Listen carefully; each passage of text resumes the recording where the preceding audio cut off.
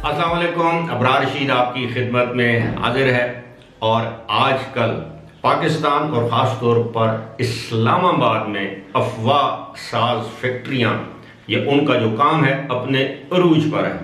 हर गुजरते दिन के साथ साथ कोई ना कोई नई अफवाह जन्म लेती है, तैयार की जाती है, उसके बाद उसको मार्केट में फैलाया जाता है, उस अफवाह को फ़रोख्त किया जाता है।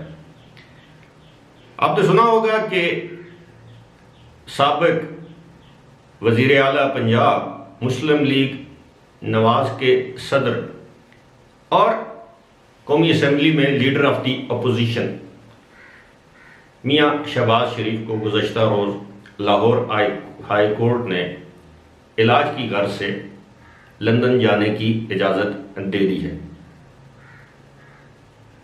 और ये कहा है कि आपने 5 या 7 जुलाई तक वापस आना है। ये एक वक्त की इजाज़त है।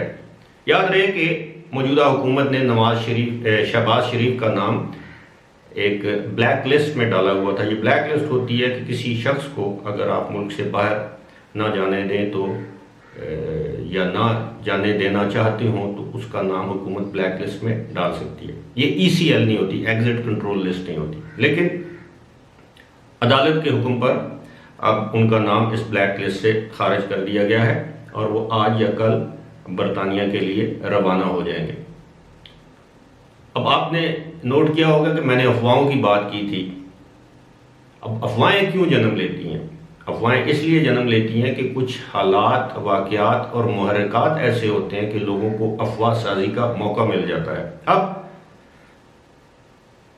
एक दिन पहले उन्होंने अदालत में अप्लाई किया, दरख्वास्त दी कि उनको बाहर जाने की इजाज़त दी जाए। जुमे के दिन अदालत ने, यानी जुमेरात को उन्होंने ये दरख्वास्त दायर की और जुमे के दिन अदालत ने उनको बाहर जाने की इजाज़त दे दी, क्योंकि उन्होंने बताया कि पीर वाले दिन यानी मंडे को उनकी अपॉइंटमेंट है डॉक्टर के साथ और वो सरतान यानी कैंसर के पेशेंट हैं और कोरोना की वजह से उनको बड़ी मुश्किल से अपॉइंटमेंट मिली है और दोबारा अपॉइंटमेंट उनको लेट मिल सकती है, इसलिए उनकी सेहत का मामला है। भारत अदालत ने उनको इजाज़त दे दी। अब जिस दिन वो अदालत में उन्होंने दरख्वास्त दायर की, उसी दिन इस्लामाबाद में उनकी 2 अहम सफ़ीरों से मुलाकात हुई। एक तो चीन के सफ़ीर थे और दूसरे बरतानिया के हाई कमिश्नर। अब यहाँ पर मैं बड़ी दिलचस्प बात आपसे शेयर करने वाला हूँ कि पाकिस्तान के एक एंकर हैं, बड़े नामी गिरामी साफ़ी भी हैं। उन्होंने कहा जी कि बरतानवी हाई कमिश्नर के पास शहबाज शरीफ साहब इसलिए गए कि उन्होंने जो प्रिंस फिलिप, जो अभी मलका बरतानिया के शोहर जिनका इंतकाल हुआ था, कि वो उनके हाई कमिश्नर के पास उनकी फातिहा खानी के लिए गए। अब ये इतना बड़े नाम का एंकर है जो टीवी पर एक शो करता है, मैं नाम नहीं लूँगा क्योंकि मेरा अच्छा जानने वाला है, हम किसी ज़माने में इकट्ठे काम भी किया है, लेकिन आजकल वो एक टीवी चैनल का एंकर है। लिहाजा अब आप खुद सोचें, एक गैर मुस्लिम के लिए, काफिर के लिए कोई फातिहा खानी कर सकता है? आप कह देते भाई वो उनके पास ताज़ियत के लिए गए थे, कंडोलेंस के लिए गए थे।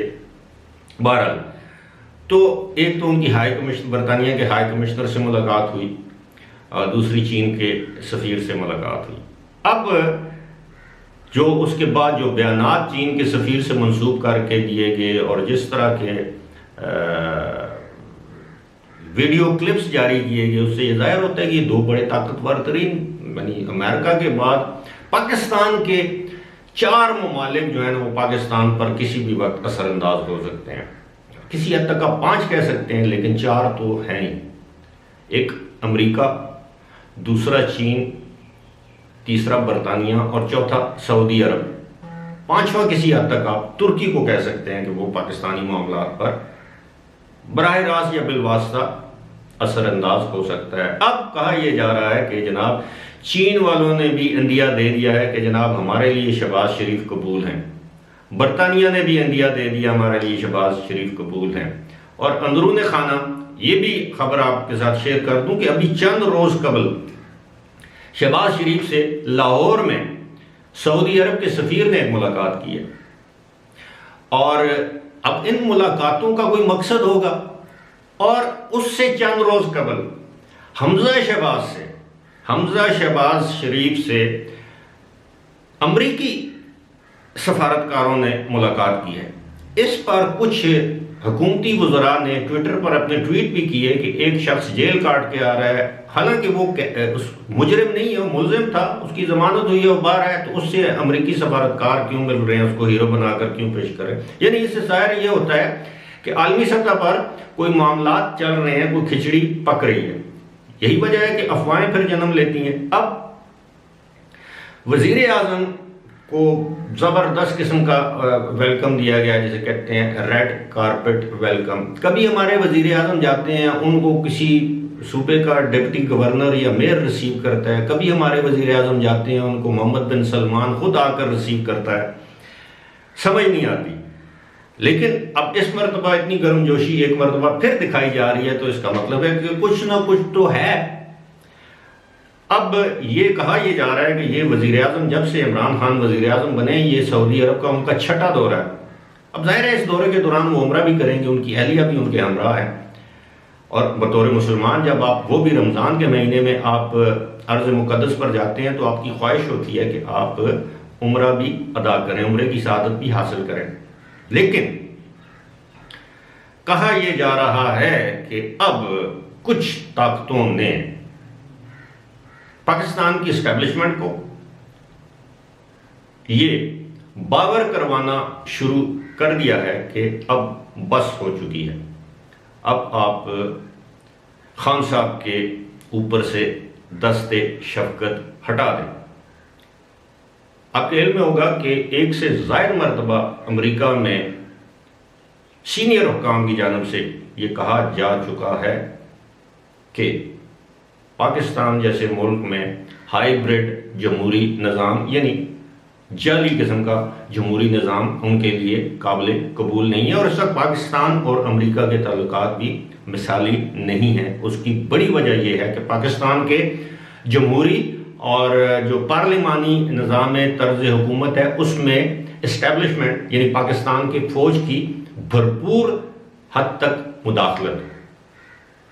और आपने देखा कि जब से जो बाइडन, पहले अपोजिशन के रहनुमाओं के साथ क्या तज़ीक आमेज सलूक किया जा रहा था तमाम, और आपने देखा है कि जब से जो बाइडन इक़्तिदार में आए हैं, एक एक करके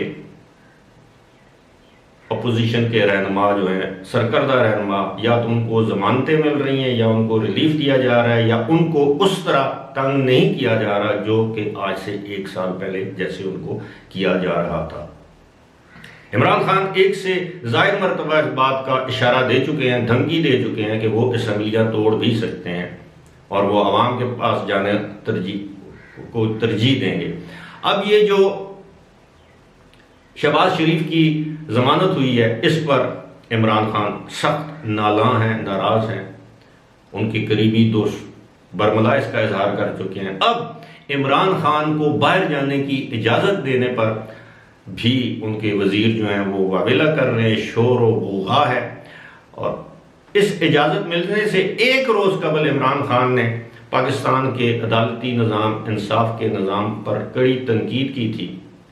ये सारी चीज़ें, ये जो कड़ियाँ हैं, ये आपस में अगर आप मिलाएं तो सारी सूरत हाल खोलकर आपके सामने आ जाएगी।